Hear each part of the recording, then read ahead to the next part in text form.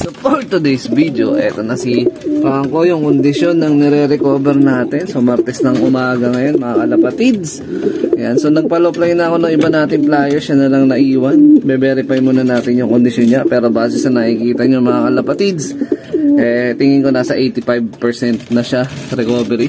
Eto droppings niya magdamag, ayan. Pasintabi na lang sa mga kumakain. Tapos yung favorite slot niya ng perching, ito. Na isa pa, na extra. Yan ang goods na. Pasintabi sa mga kumakain, nag-aanmusal at kung ano-ano pang kinakain nyo dyan. Yan, na-update ko lang kayo. So eto, may mga nagtatanong ano daw yung binigay nating recovery system para sa ating warrior. Actually, disclaimer, di po ako veterans, di po ako champion, pero sasagutin ko po yung mga gusto nyong malaman na kasagutan regarding sa pag-recover ko kay Franco. So noong during arrival, meron na ako agad na naka-ready na All Herbs Probiotic sa kanya. Ayan. Hindi ako nagbigay muna ng tawag nito, ng electrolytes. Ayan. So after nun, pinagpahinga ko siya ng siguro at least mga 10 minutes.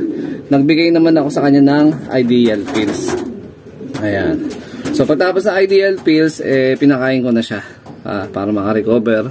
Tapos All Herbs Probiotic pa rin. Yun nga lang, instead of dapat dito siya magpapahinga, yung isa niyang kabaro dito sa pliers loop, inaaway siya, nag-aagawan sila ng pert. So minabuti ko na mas i-recover siya na mas mabilis dun na nakahiwalay sa ilalim ng breeding section. Ayan. So solo lang siya dun. Nagbigay ako sa kanya ng stag crumble, tapos small seeds lang. Hinayaan ko lang siya na tumuka dun. Inobserbahan ko lang na at least mga ilang minuto or ilang oras. Yun. So awa naman ng Diyos, kumain siya pa konti-konti. Pero hindi yung bultuhan. Talagang hinayaan ko lang siya. Take time talaga yung pag-recover. Observe. Ayan. Hanggang sa makita ko na dumumi siya. Ayan. Medyo buo. Pero may konting part na basa. Ayan. So meron lang din akong binigay sa kanya na gamot din. Pang antibacterial sa kanya. Kasi nga, di ba, nung kinarga ko siya nung pinaka-loading nung Friday, is totally basa pa talaga yung droppings niya. Papakita ko na lang dyan sa screen. Yan yung condition niya. Ayan. Actually matamlay talaga siya that time, pero awa ng Diyos, nakawis nga siya ng first lap. Nga lang nabitin, konting-konti lang nabitin. Ayan mga kalapatids. So meron ako mga small capsule dyan. So meron akong minix na Betracin Gold tsaka T2S. Ayan. So yung certain amount lang ng T2S, mas majority, mas lamang ng bahagya yung yung Betracin Gold. Ayan mga kalapatid. So yun, pinaintake ko sa kanya yun gabi na around 6. Tapos nagbigay ulit ako ng isa pang Ideal Pills bago siya magpahinga ng magdamag. Ayan, hanggang sa kinabukasan, yun nga, bumalik na yung sigla niya, gumanda na. So yun lang, disclaimer lang, nagbigay lang ako ng antibiotic kasi naobserbahan ko na medyo kailangan niya pa. Pero pagka alam nyo hindi niya kailangan ng antibiotic, after 2 hours nag-recover siya, huwag nyo na kayong magbibigay ng antibiotic kasi follow up ko lang yun sa kanya.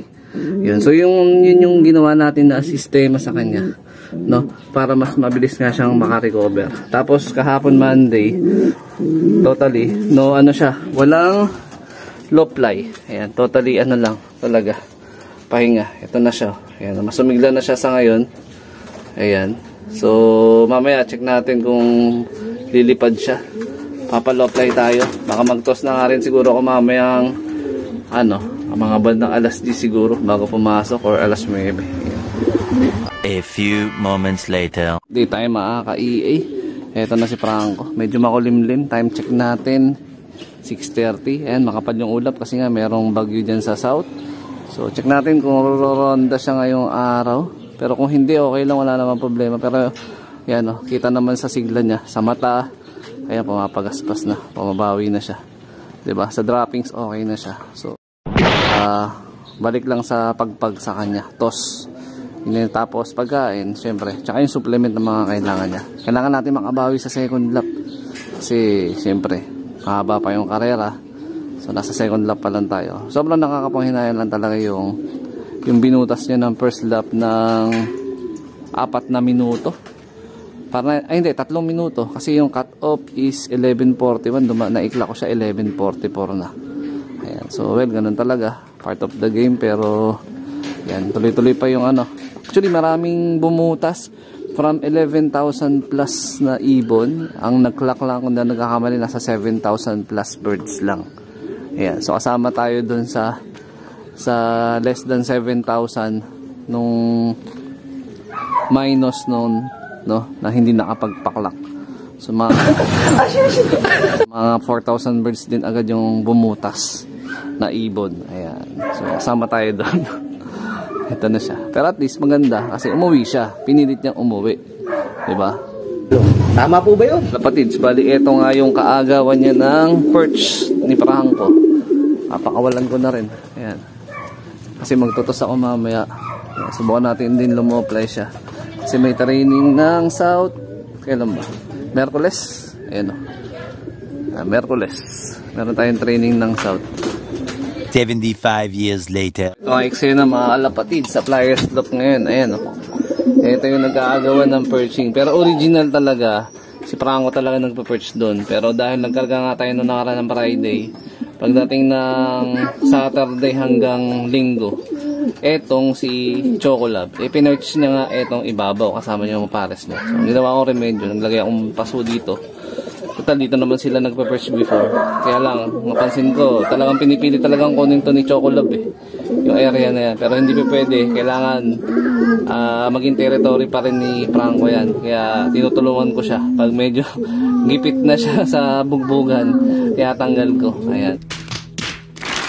Ayan. So meron din tayong ginawang adjustment kasi yung kapares niya na blue bar na si Sak, tinanggal ko muna dito. Ayan. So part of motivation natin sa pagdating na second lap, papasabikin muna natin siya sa papares niya, sa kapares niya. Tapos ibabalik natin yung pairing baka Friday na.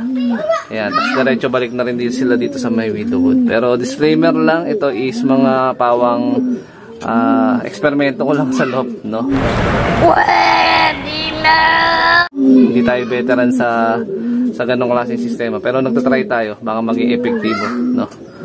O yan. So mamaya magtutos ako sa trabaho, sama ko yung ibang mga ibon. So yan, buti kumalma na to. Kanina nagbubugbugan sila. Ayan, no? Noong nakaraan kasi nag-itlog tong C7, ang problema walang similya, kaya tinanggal ko rin. Ayan. So training tayo ng South. Merkules ang karga, Huwebes ang bitaw. Hindi ko pa sure kung saan. Pero condition ni Franco, eto na. Kahit pa paano, goods na siya. So hindi ko muna bubuksan yung Widowwood kahit gusto niya pumunta rito. Ayan o, nagtatangka na naman siyang lumipad o. Ayan. Pero observe ko hanggang mamaya, baka mamaya magbugbugan na naman dito. Kailangan nawati natin. At pandagdag para sa conditioning, para matapos na yung vlog natin. Ito, bigay natin to kay Franco, isa rin ng soft gel ng cod liver oil. Pero ibang mga warriors lalagyan ko na rin ng cod liver oil. Pero si Franco lang mag-ideal pills ngayon. Tapos nagbigay ako sa kanila ng grit stones, red stones at pink mineral. Ayan.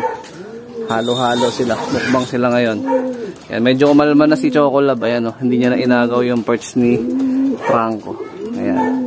So yun ang mga ibibigay ko sa kanila mamaya. Tapos bitaw tayo ng alas 10. Okay? So good luck sa ating padating na second lap. Sana magtuloy-tuloy na yung pass recovery ni Franco. At naway makahabol at makabawi tayo sa second lap kahit laglag na tayo sa KO. Pero yung mga following lap, may chance pa tayo. Ayan. So good luck sa lahat na kasali. So dito ko natatapusin yung video na to. Ayan, shoutout sa mga solid supporter natin dyan. Siyempre huwag kakalimutan mag-like, comment, and share. At mag-subscribe, huwag lang sasamain na naman ng panahon sa linggo kasi kung nagkataon, ubusan na naman ng ibon yan. So ingat mga kalapatids. Keep safe. God bless. Ayan, mukbang na sila.